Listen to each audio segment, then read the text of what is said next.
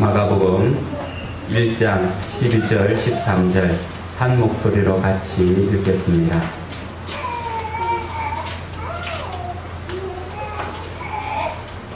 같이 읽겠습니다. 시작. 성령이 곧 예수를 광야로 몰아내신지라 광야에서 40일을 계시면서 사탄에게 시험을 받으시며 들짐승과 함께 계시니 천사들이 수종되더라. 아멘. 이 시간 주입분들과 같이 인사를 나눠보겠는데요. 가장 아름다운 단어가 사랑합니다가 아닌가 싶어요.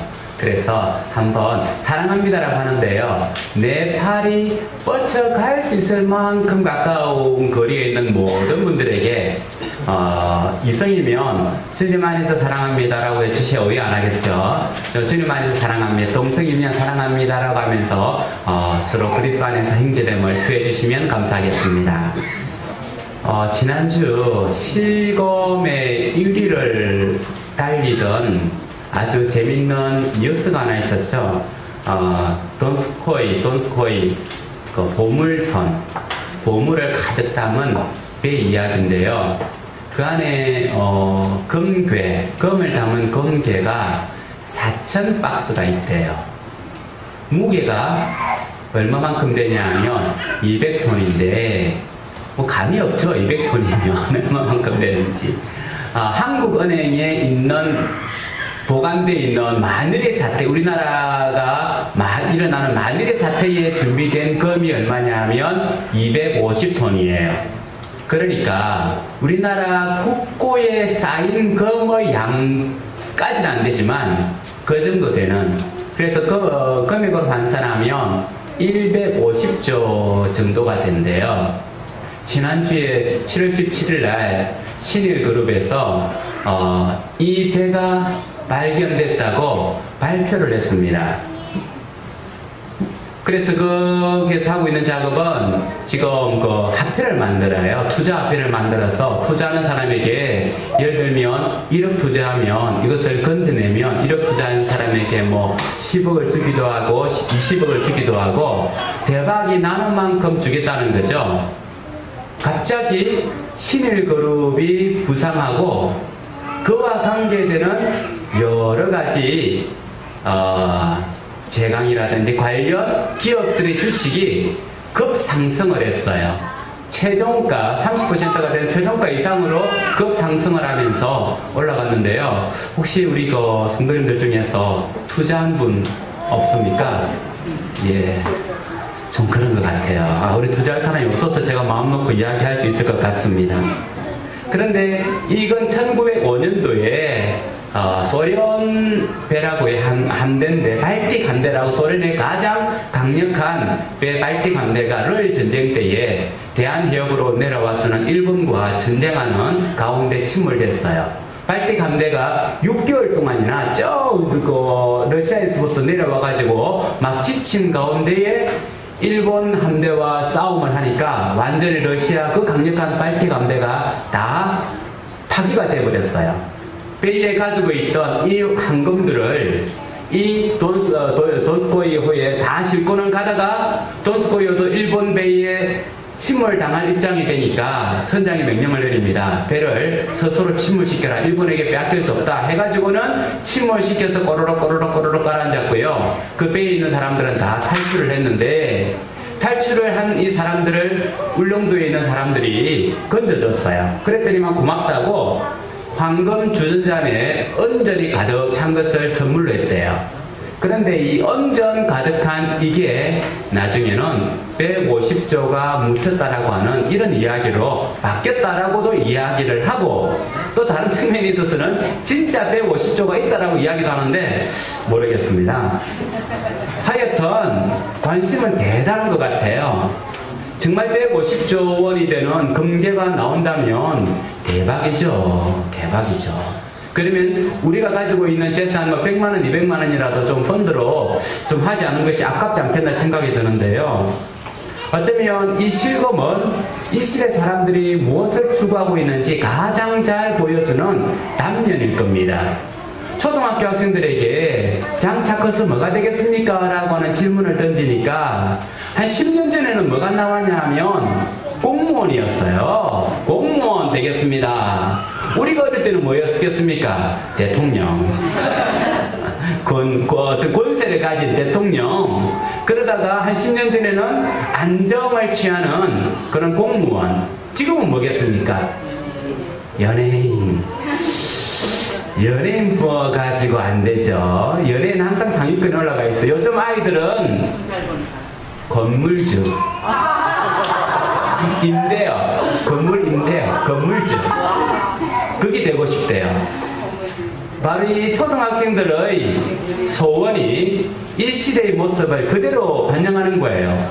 여러분들 대통령이 되겠습니까? 연예인이 되겠습니까? 그 강남에 250억짜리 가지고 그 빌딩 건물주가 되겠습니까? 그죠? 대통령 그 머리 아픈 자리, 연예인 그 빡빡한 생활 할 것 없이 건물 하나만 가지고 있으면 뭐 세상 부러울 것 없는. 그래서 아는 형님에서 수장훈이가 계속해서 뜨고 있지 않습니까? 저만 텔레비전 보는 거 아닌 것 같은데요. 이 시대 사람들은요 1억 천금을 꿈꾸고 있습니다. 적은 것을 투자해서 많은 것을 만들어내는 것. 이 시대의 경제 논리죠. 실제로는 1억 천금을 꿈꾸는 것은 이 시대를 살아가는 모든 사람들의 경제 논리입니다. 회사를 운영하는데 100만 원 투자해가지고 1억을 만들어내는 경영자가 있다고 합시다. 누구든지 다 스카우트 할 거예요. 그런데 1억을 투자했는데 1000만 원밖에 남기지 못했다. 하루아침에 잘리는 거죠. 경제의 논리가 적게 투자해가지고는 많이 만들어내는 것. 이게 시대의 경제 논리예요. 그렇게 하는 것이 잘 살아가는 것이라고 이야기합니다. 그런데 오늘 제가 여러분에게 말씀드리려고 하는 이 본문의 말씀은 좀 불편한 말씀이에요. 보통 목사님들은 이 말씀을 잡으면서 이렇게 설교할 수 있을 겁니다. 우리는 고난 가운데 살아가는 그리스도인입니다. 하나님께서 여러분을 도우니까 힘을 내서 이 고난을 뚫고 나가십시오. 하나님이 여러분과 함께 하십니다. 이런 메시지로 지치고 힘든 시대를 살아가는 우리를 위로하는 말씀일 거예요. 그래서 많은 설교가들이 뭐라고 이야기하냐면 일주일에 한 번 교회에 오는 성도들의 마음을 위로해줘야 한다. 그들에게 평화를 이야기해야 된다. 사회에서, 가정에서, 회사에서 힘 한 번 내지 못하고 쓰러진 이들이 교회에 왔을 때에 교회는 위로자가 되어야 된다라고 말을 해요. 저도 충분히 거기에 공감을 합니다. 하지만 오늘 말씀은 위로의 말씀이라기보다는 불편한 말씀일 겁니다. 왜냐하면 광야를 가는데 불편할 수밖에 없겠죠. 오늘 말씀은 이렇게 시작하고 있습니다. 마가복음 1장 12절 말씀 같이 한번 읽어보겠습니다. 시작.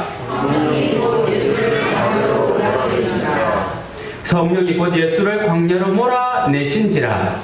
좀 이야기가 좀 매몰차요. 이 앞에 우리가 알고 있는 것처럼 지난주에 예수님께서 세례를 받았죠. 물로 세례를 받았고 예수님께서 기도하시니까 하늘이 열리고 주 음성이 들리고 성령님께서 예수님에게 충만히 임재하셨습니다. 그리고 난 후에 이 성령님이 예수를 광야로 몰아내신지라.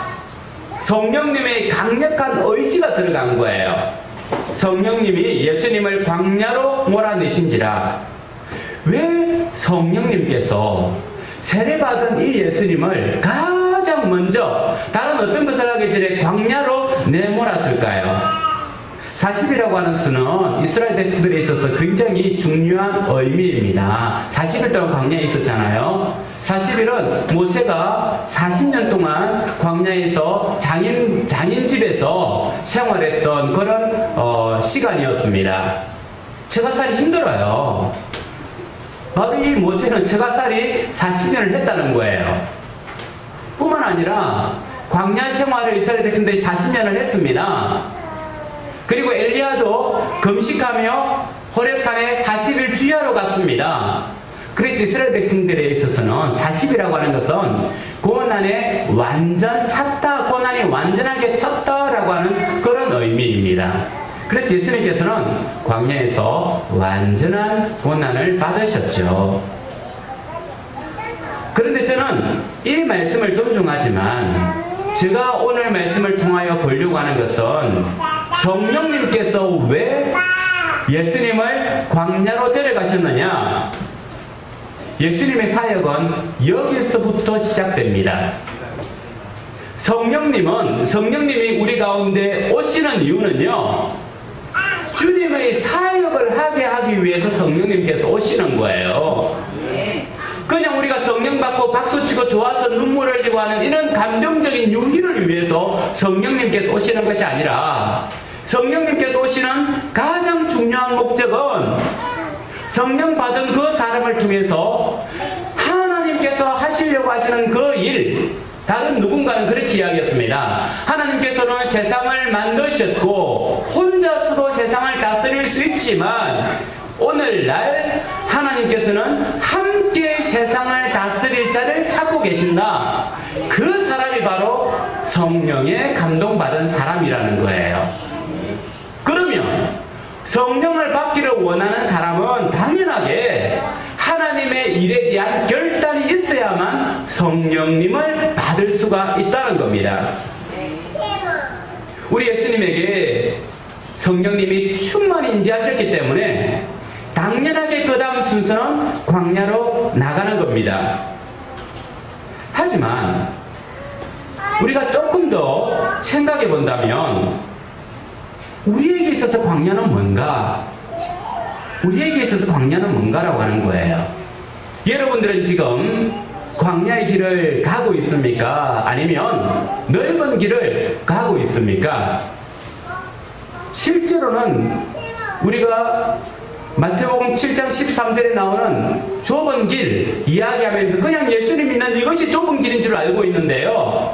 이게 협착한 길인 줄 알고 있는데 그리스도인들이 가는 우리의 길은 결코 좁은 길을 선택해 가고 있지 않는다는 겁니다. 광야를 선택해서 가지고 있지 않는다는 거예요.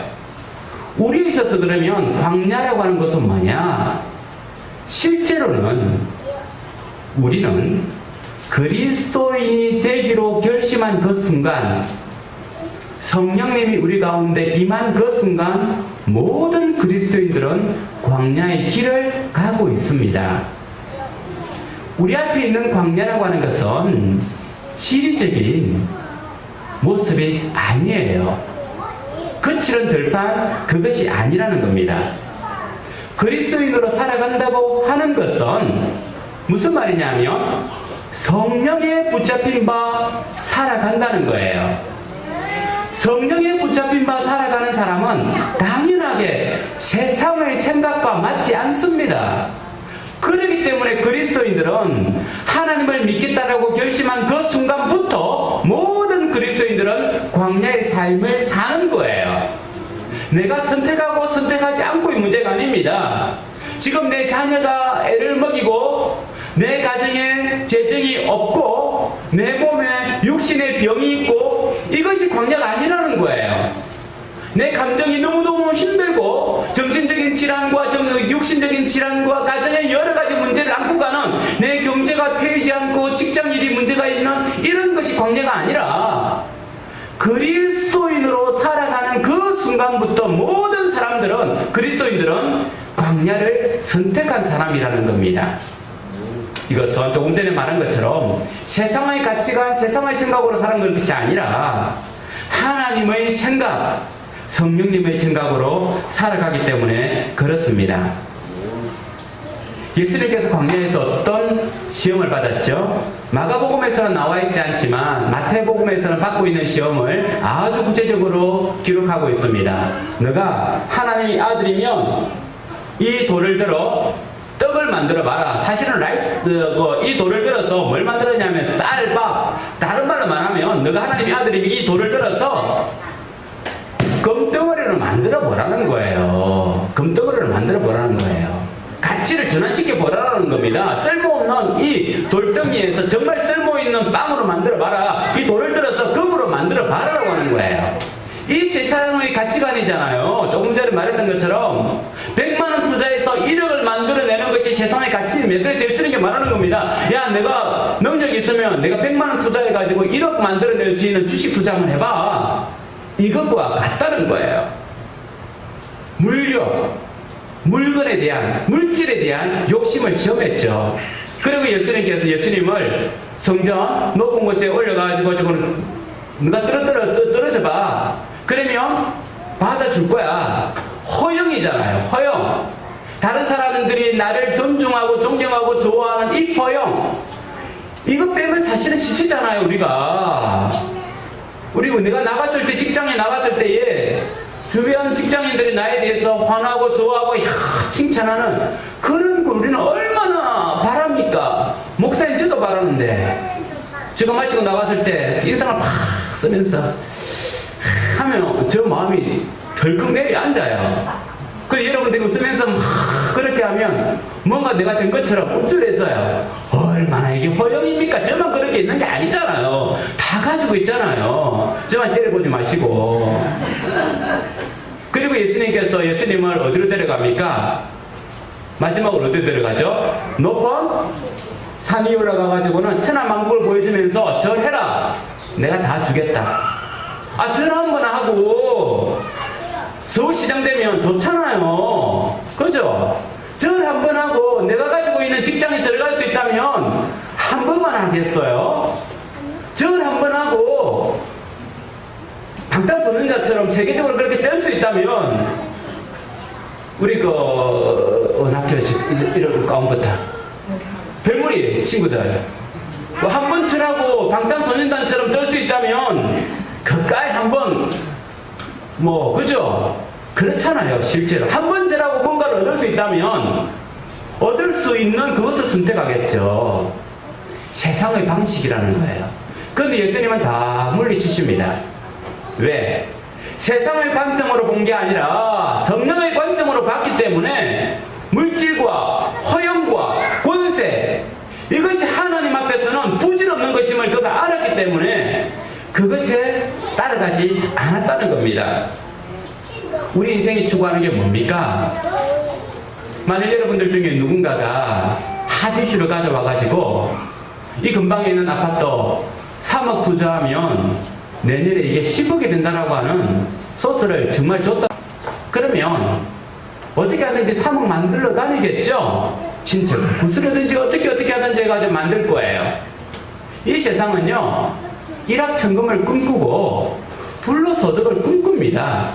그뿐만 아니라 일확천금과 불로소득을 꿈꾸면서 약육강식, 약한 사람을 괴롭혀서라도 내가 더 강해지려고 하는 것이 이 세상 논리입니다. 그래서 우리 자녀들에게는 뭐라고 이야기합니까? 나는 그렇게 살지 못했지만 내 자녀는 그렇게 살기를 바라면서 공부를 시키고 압력을 주고 너의 인생 그렇게 살아서 어떻게 하겠어? 엄마 아빠밖에 안 되겠어? 너는 좀 잘 돼야지 라고 하면서 자기가 이루지 못한 그 꿈을 자녀에게 주입하려고 하고 또는 내가 바라보는 그 인생살이를 아이에게 강요하잖아요. 하나님께서 이 아이에게 품으신 뜻이 무엇인지 성령님께서 이 아이에게 계획하고 있는 것인지 뭔지에 대해서는 기대하지 않고 지금 이 순간 이 아이가 그 길을 가지 못하기 때문에 안다라고 화를 내고 억지를 시키고 그래서 아이들이 인생을 힘들게 만드는 것이 우리 부모들 아닙니까? 우리는 이 자녀를 통해서 대리 만족하려고 하는 그런 모습도 역시 가지고 있습니다. 이 세대는 그렇습니다. 정상적인 것보다도 비정상적이더라도 내가 한 건 할 수 있다면, 얻을 수만 있다면, 누릴 수만 있다면 해나가는 거죠. 그래서 약육강식입니다. 이번 주는 아니고요. 지난주 사회적인 이슈가 되었던 게 뭐냐 하면 최저임금이었죠. 혹시 올해 최저임금이 얼마인 줄 아십니까? 저도 이거 자료를 찾아보기 전까지는 아는 게 아니에요. 7천? 알바 뛰어본 분은 알죠? 7,530원. 뉴욕에서는 알바 뛰는 분들이 대부분 없기 때문에 잘 모를 거예요. 그리고 내년 최저임금이 8,350원이에요. 그렇게 해서 제가 계산을 해보니까 한 달 열심히 일해가지고 하루에 8시간 20일을 열심히 일하면 올해는 한 120만원 남짓, 내년에는 130만원 남짓 받아요. 그러면 사람들, 지난주 핫 이슈 중에서 주로 다룬 게 뭐냐 하면 최저임금 이렇게 주고 나니까 우리나라 경제가 너무 힘들어. 자영업자도 힘들고 경제가 무너지고 경제가 발전이 안 되고 이렇게 문제가 발생을 해라고 이야기하고 있습니다. 여러분들은 어떻게 생각하십니까?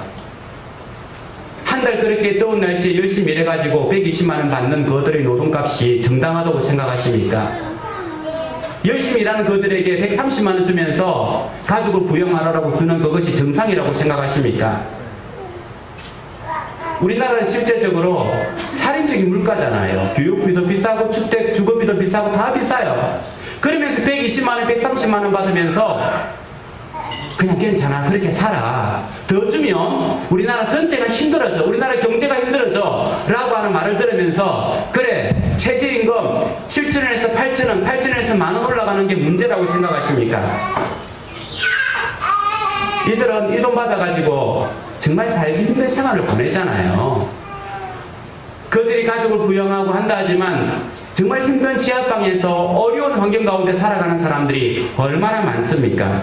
그래서 그들은 그 지하방에서 이 더운 날씨에 에어컨은커녕 선풍기 트는 것조차도 힘들어하고 20대 청년이 방값을 내지 못해서 자살하고 온 가족이 병원비를 내지 못해가지고 온 가족이 자살하는 이런 문제가 발생을 할 때에 이 문제가 열심히 일하고 있는 그 청년들의 문제고 열심히 일하고 있는 근로자와 노동자의 문제라고 생각하십니까?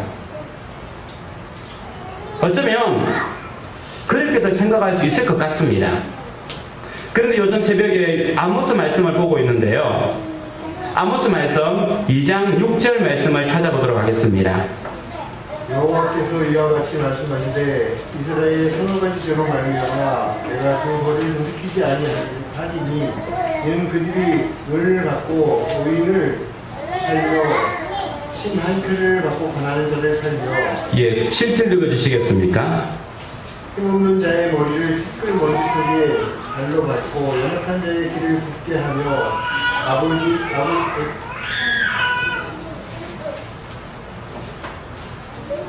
아버지와 아들이 한 젊은 여인에게 다녀서 내 거룩한 이름을 더럽히며. 이 말씀은 아모스라고 하는 선지자가 이스라엘에 가서 이스라엘이 왜 망할 거냐라고 하는 것에 대해서 선포한 말씀입니다. 그곳에 있는 지도자들이 은을 받고 어인을 파는 이것은 판결이에요. 돈을 받고는 판결을 붙게 하고 신 한 큐를 받고는 가난한 자를 팔고 그냥 인신매매를 하고 또는 가난한 사람들을 천박하게 대하고 힘없는 자의 머리 티끌, 힘없는 사람 머릿속에 붙어있는 이 티끌마저라도 빼앗아가는 굉장히 가난한 사람들을 착취하고 힘이 없는 사람을 억압하는 이스라엘의 나라의 모습을 이야기하고 있어요. 그러면서 너희가 이것 때문에 하나님께서 이스라엘을 멸망시킬 것이다라고 하는 것을 이야기하고 있습니다. 우리 그리스도인들도 집을 짓고 집에서 살아야 되죠. 하지만 우리가 욕심을 내어서 불로소득을 얻고 욕심을 내어서 다른 사람의 것을 착취한다고 하는 것은 죄라고 하는 겁니다. 잘못했다고 하는 거예요. 구약에서 말하고 있는 것처럼 약한 자를 억압하고 가난한 자를 착취하는 것은 하나님께서 이 땅을 징벌하게 밖에 할 수 없는 그런 이유가 된다는 겁니다. 사실은 교회는 이 문제에 대해서 자유롭지 못합니다. 오늘 제가 서두에 말씀드렸던 것처럼 불편한 말씀이라고 한 것은 교회가 이 문제에 대해서 자유롭지를 못합니다. 교회가 물욕에 대해서 자유롭지 못하다고 하는 거죠. 교회는 오랫동안 가진 사람들의 편이 되어 왔습니다. 왜냐하면 교회에 있는 주류들은 가진 자들이기 때문에 그렇습니다.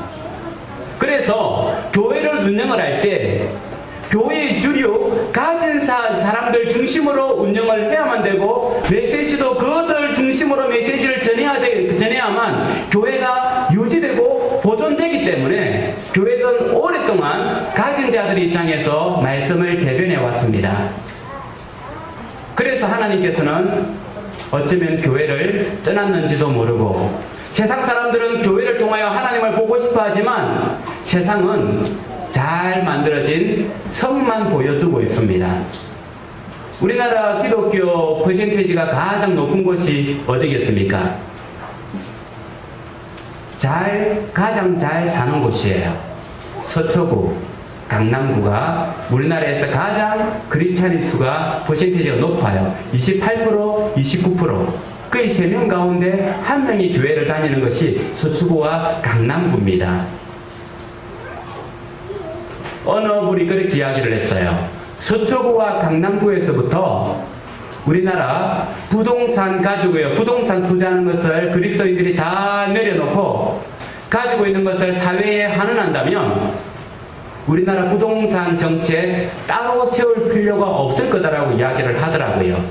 교회가 전도하지 않아도 세상 사람들이 교회를 바라보며 하나님이 살아있는 것을 볼 것이다라고 이야기를 하더라고요. 제가 말씀드리는 것은 교회가 물욕을 먼저 가지고 교회가 취하는 것에 먼저 익숙해져 있기 때문에 세상은 교회를 보면서 십자가에 달린 예수 그리스도를 보는 것이 아니라 높이 쌓여있는 성을 보고는 그 성 안에 자기들은 깔리면서 살아가는 사람들이기 때문에 교회를 떠난다고 하는 겁니다. 교회가 광야의 길을 가지 않는데, 교회가 성령님의 생각을 따라가지 않는데 어떻게 성도가 성령님의 생각을 따라가고 하나님의 마음을 따라갈 수가 있겠습니까? 교회가 가난하고 억압받는 사람들 편에 서서 그들의 이야기를 들어주지 않는데 누가 그들의 아픈 마음들을 풀어줄 수 있겠습니까? 이것은 국가의 문제가 아니라는 거예요. 하나님께서는 국가를 통하여 이 가난하고 억압받고 힘든 사람들의 친구가 되라고 하지 않고 하나님께서는 교회를 통하여 교회가 그들의 친구가 되어 달라고 이야기하고 있습니다. 우리가 가는 길은 예수님을 믿겠다라고 하는 그 순간부터 광야의 길이라고 했습니다. 세상이 추구하는 가치관과 세계관을 따라가지 아니하고 하나님께서 성경에서 말씀하고 있는 그것을 따라가는 것, 그것이 우리가 걸어가는 광야의 길입니다. 그래서 마태복음 7장 13절에 있어서는 예수님께서 우리에게 좁은 길로 가라라고 하는 것은 세상의 가치관대로 살아간다고 하면 그건 좁은 길이 아니죠. 넓은 길입니다. 함께 기독마하며 갈 수 있는 길입니다. 협착한 길, 좁은 길은 한 줄로 서서 혼자서 가는 길이에요. 외로운 길이고 고난의 길이고 어려운 길입니다. 세상 가치관대로 살아간다고 하는 것은 너무도 쉽습니다. 내가 가지고 싶은 것 가지고 살고 싶은 집에 살고 누리고 싶은 것 누리며 산다고 한다면 다른 사람들은 나를 존경하고 다른 사람들은 나를 부러워하고 나는 그들 앞에서 허영심을 부릴 수 있고 권세도 부릴 수 있을 거예요. 하지만 내가 약한 자들의 편을 들고 억압받는 자들의 멍에를 풀어주는 이 작업들을 한다면 인투비가 들어오는 것이 아니라 돌을 맞을 수밖에 없을 겁니다. 사랑하는 성도 여러분, 우리는 그리스도인의 길을 가고 있는 사람입니다. 1순위가 나의 탐욕이나 나의 허영이 아닙니다. 1순위는 하나님이 1순위입니다. 광야에서 살아갈 때에 듣는 첫 번째 음성은 내 속에 있는 욕구의 음성이 아니라 하나님의 음성입니다. 경남에 가면 그 창고등학교라고 하는 학교가 있습니다. 아마 대한 성격을 띤 최초의 학교이기도 하겠고 지금도 지식에서 좋은 인재들을 배출하는 고등학교로 알고 있습니다. 그곳에 가면 직업 10계명이라고 하는 것을 내걸고는 고등학교 졸업한 친구들에게 이런 길을 가라라고 가르치고 있는데요. 직업 10계명을 제가 한번 읽어드리도록 하겠습니다. 여러분이 가지고 있는 직업과 어떤 관계가 있고 몇 개나 해당되는지, 여러분이 가지고 있는 직업과 몇 개나 해당되는지 한번 살펴보시기 바랍니다. 첫 번째, 월급이 적은 쪽을 택하라 아니고요. 두 번째, 내가 원하는 곳이 아니라 나를 필요로 곳을 택하라. 세 번째, 성진 기회가 거의 없는 곳을 택하라. 네 번째, 모든 조건이 갖추어진 곳을 피하고 처음부터 시작해야 하는 황무지를 택하라. 다섯 번째, 앞을 다투어 모여드는 곳은 절대 가지 마라. 아무도 가지 않은 곳으로 가라. 여섯 번째, 장래성이 전혀 없다고 생각되는 곳으로 가라. 일곱 번째, 사회적 존경 같은 건 바랄 수 없는 곳으로 가라. 여덟 번째, 가운데가 아니라 가장자리로 가라. 아홉 번째, 부모나 아내나 약혼자가 결사 반대하는 것이면 틀림이 없다. 의심하지 말고 가라. 예. 열 번째, 왕관이 아니라 단두대가 기다리는 곳으로 가라. 몇 개나 해당됩니까? 좀 소설 속의 이야기 같습니까?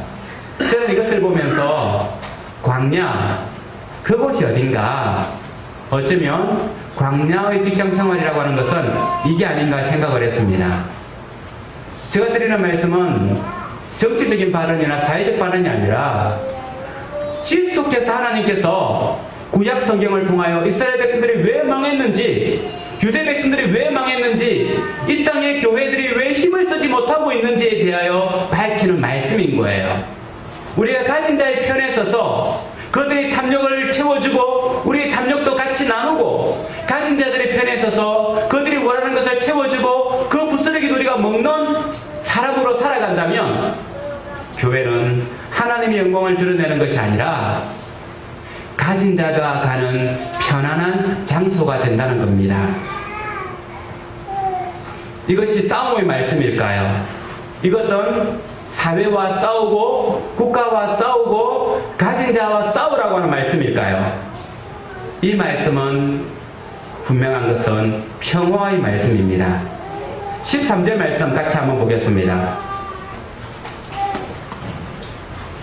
13절 말씀입니다. 같이 읽어보겠습니다. 시작. 광야에서 40일을 계시면서 사탄에게 시험을 받으시며 들짐승과 함께 계시니 천사들이 수종들더라.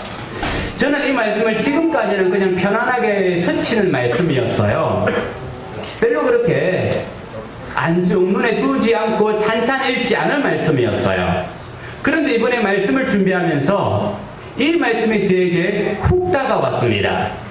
실제로 이 말씀 때문에 저는 굉장한 은혜를 받았다고 해도 과언이 아닙니다. 예수님께서 시험을 받고 있는데 광야에서 하나님의 것을 선택하고 있죠. 지속해서 하나님의 것을 선택하고 있고 세상의 가치관과 세상의 어떤 물욕들을 다 버리고 허영을 버리고 권세를 버리고 광야에서 광야의 길을 가고 있는데 뭐가 함께하고 있습니까? 들짐승이 함께하고 있어요. 들짐승은 사자고요, 성냥이고 여우고 뱀이잖아요. 걔들이 와가지고 왜 함께해요? 예수님이 하나님이기 때문에 추우면 사자가 와서 예수님 줄까지 덮어주고 적당히 그렇게 해주는 그런 관계일까요? 여기에서 하나님께서는 우리에게 광야를 가고 있는 이 예수님 때문에 이 땅 위에 절대 평화가 일어남을 보여주고 있습니다.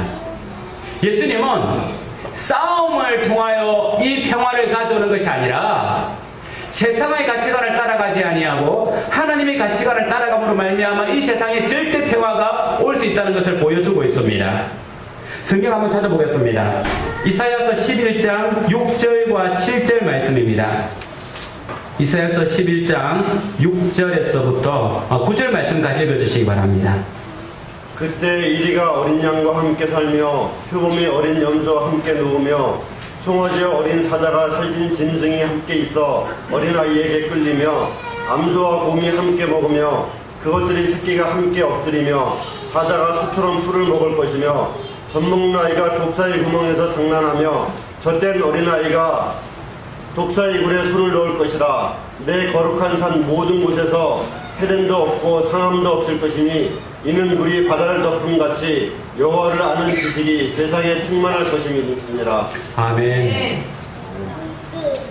여기에 바로 들짐승들이 함께하고 있습니다. 우리가 이 찬양으로 잘 알고 있지만 표범이 1위가 어린 양과 함께하고 표범이 어린 염소와 함께하고 송아지와 눕고 어린 사자와 살찐 짐승이 함께하고 어린아이와 그 어린아이들이 그들에게 놀겠죠. 그리고 독사의 구멍에 손을 넣어서 장난치기도 하고 이렇게 하면 노는 시대, 이게 절대 평화고 절대 평화의 시대죠. 언제 이것이 온다는 겁니까? 11장 1절, 이사야서 11장 1절 말씀 같이 한번 읽어보겠습니다. 시작. 이 시의 줄기에서 한 쌍이 나며 그 뿌리에서 한 가지가 나서 결실할 것이요. 이 시의 줄기에서 한 쌍이 나며 예수 그리스도를 가리키잖아요. 예수님께서 오실 그때에 모든 들짐승들이 회복되겠다고 하는 말씀이에요. 절대 평화 가운데 가겠다는 말씀입니다. 들짐승들이 어떻게 사람을 물 수가 있어요? 사자가 어떻게 사람을 물 수가 있어요? 하나님을 닮은 우리를. 호랑이가 어떻게 사람을 삼킬 수가 있어요? 요즘은 호랑이, 사자뿐만 아니라 지나가는 강아지도 사람을 보고 깡깡거리고 있죠, 그죠? 실제로는 조지 휘필드라고 하는 이 목사님은요 이런 이야기를 했습니다. 당신이 지나가다가 개가 당신을 보고 짖으면 나는 죄인입니다 라고 회개하라고 했어요. 왜냐하면 하나님께서 만드신 이 거룩한 창조물을 어떻게 개가 짖을 수 있어? 그건 아담이 범죄한 이후부터 모든 인류가 범죄했기 때문에 개가 너를 무시하는 거야. 그렇기 때문에 개가 너를 짖을 때마다 회개하라고 하는 조지 필터가 그렇게 이야기를 했습니다. 곧 그 말은 하나님 앞에서 우리가 범죄함으로 말미암아 질서가 다 깨져 버렸습니다. 하나님의 형상을 닮은 우리는 이 세상에 있는 모든 들짐승들을 다 다스려야 되는데 이 들짐승들이 사람에 대해서 반역을 한 거예요. 그리고는 사람을 잡아서 먹기도 하고 사람과 싸우기도 하고 그렇게 한다는 겁니다. 그런데 언제 이것이 다시금 제 질서를 차지합니까? 예수님께서 오실 때에, 예수님께서 오셔서 그냥 살아가는 것이 아니라 광야의 길을 살아갈 때에, 세상의 가치가 아니라 하나님의 가치를 따라서 살아갈 때에 평화가 임한다는 겁니다. 우리 교회는 이것을 선포해야 돼요.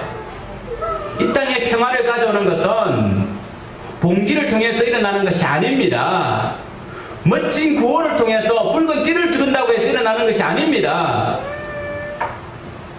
우리가 갑의 위치에 있다면 을을 갑으로 만들어 줘야 합니다. 내 밑에 사람이 있다면, 내 밑에 일하는 사람이 있다고 한다면 적어도 그 사람이 나의 수준까지 살 수 있게끔 그들을 돌봐줘야 합니다. 내가 돈이 있어서 누구의 건물을 샀다고 한다면 그 사람이 다시 돈이 생겨서 나에게 찾아와서 그 집을 나에게 다시 팔면 안 되겠어요? 라고 물어볼 때에 내가 샀던 그 비용 그대로 해서 그 사람에게 그 집을 돌려줘야 합니다. 이것이 성경이에요. 이것이 성경이라는 겁니다. 나는 주인이고 당신은 일하는 사람이니까 당신과 나는 차이가 나야 될 거 아니에요. 너와 나는 형제로서 같이 먹고 같이 생활할 수 있는 수준이 된다는 겁니다. 너가 옛날에는 집이 없어서 너희 집을 팔았지만 이제 너가 돈이 생겼으니까 그 돈을 주고 다시 너희 집을 가져가라. 이것이 성경적인 원리라는 거예요. 이렇게 될 때에 들짐승들이 함께하는 절대 평화가 우리 가운데 임한다는 겁니다. 사랑하는 성도 여러분, 하나님께서는 우리에게 성령을 주시는 이유는 뭡니까? 이 일을 내 스스로 할 수 없기 때문에 그렇습니다. 이 일은 하나님께서 은혜 주시지 않으면, 하나님이 성령이 함께하지 아니하시면 내 것 전혀 포기할 수가 없어요. 100만 원이 아니라 만 원도 포기할 수 없는 게 우리 아닙니까? 성령님께서 오셔야만 내가 사람을 가볍게 보지 않고 하나님의 거룩한 존재로 인정할 수 있고 그들의 아픔에 대해서 같이 눈물을 흘리고 같이 긍휼히 여길 수 있다는 거예요. 그래서 우리는 성령 받은 사람은 이 세상 사람과 다르게 광야의 길을 가는 사람입니다. 언제까지 이 길을 가야 합니까? 언제까지 우리가 이 광야의 길을 가야 합니까? 우리 예수님께서 가셨던 시간만큼 가야 합니다. 16장 17절입니다. 17절 같이 읽겠습니다. 시작. 믿는 사람에게는 이런 표적이 따르리니 곧 그들이 네 이름으로 귀신을 쫓아내며 새 방언을 말하며 뱀을 집어올리며 무슨 독을 마실지라도 해를 받지 아니하며 병든 사람에게 손을 얹는 적 나으리라 하시더라. 이 말씀은 언제 한 겁니까? 예수님께서 부활하신 후에 제자들에게 한 말씀입니다. 곧 이 말씀은 예수님의 광야 생활은 예수님께서 죽으실 때까지 이어졌다는 거예요.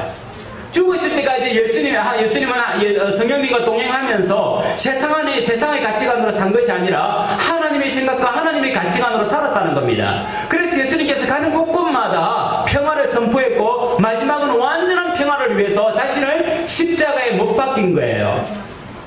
교회는 그런 거예요. 마지막까지 세상의 가치관을 따라가지 아니하고 하나님의 가치관을 따라가야만 교회가 되는 겁니다. 세상의 가치관을 따라가는 그 순간부터 교회는 교회가 아니에요.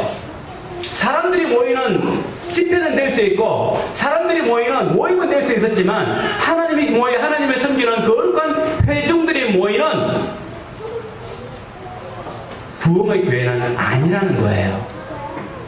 사랑하는 성도 여러분, 우리의 삶도 그렇습니다. 우리의 광야길은 마지막 날까지입니다.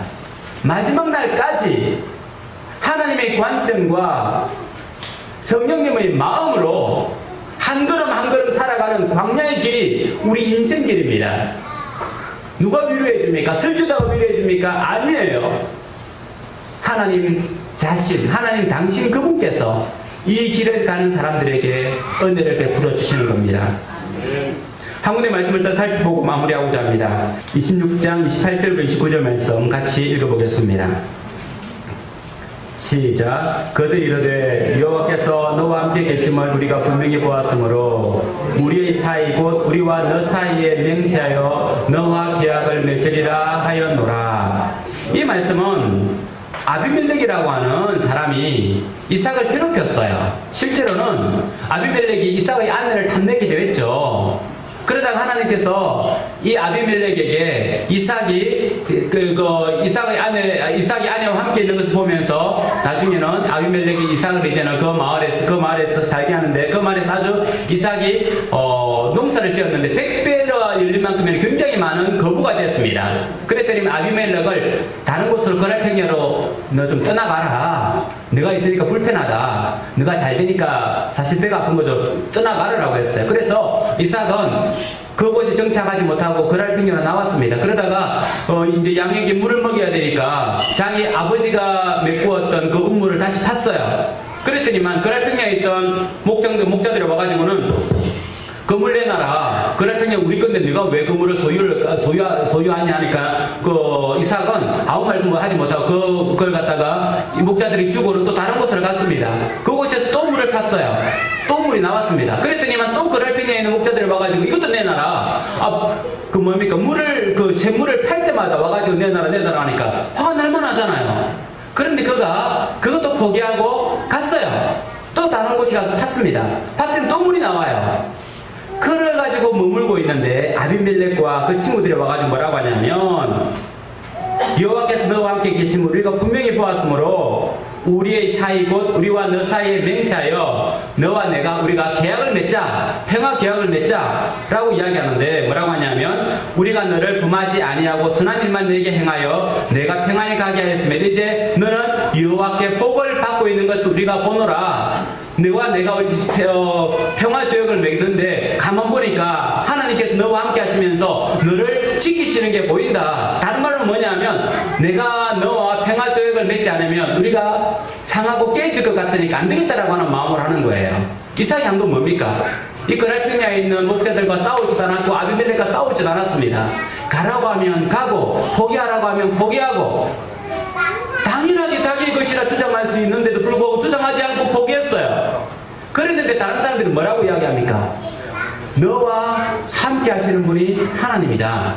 너를 강하게 하시는 분이 하나님이다. 하나님이 우리를 치면 우리가 꼼짝하지 못하겠으니 나와 언약을 맺자, 평화를 맺자라고 하는 거예요. 광야길을 갈 때에 다른 어떤 것이 우리를 돕는 것이 아니라 하나님께서 도와주시는 겁니다. 하나님께서 우리를 지키시고 도와주셔서 우리가 살아가는 그 땅에 하나님이 절대적인 평화를 주님께서 만들어 가시는 거예요. 그리스도인들 광야길을 가기 때문에 쉽지 않습니다. 어렵습니다. 힘듭니다. 당연합니다. 불편한 것이 너무도 당연합니다. 내 인생이 불편하지 않고 내 인생이 힘들지 않고 내 인생이 어렵지 않다면 그건 광야길이 아니에요. 이 광야길을 갈 때에 지수께서 우리 안테나를 주님께 맞추어야 해요. 그럴 때에 다른 사람들이 우리를 통하여 하나님을 보고 우리를 통하여서 평화조약을 맺자라고, 그들이 우리에게 평화조약을 맺자라고 이야기할 겁니다. 우리 가는 길이 쉽지 않고 거친다 할지라도 주님께서 함께 하시는, 주님께서 오시는 그날까지 우리 이 길을 지속해서 결단하며 나가는 우리 성도님들 되기를 소원합니다.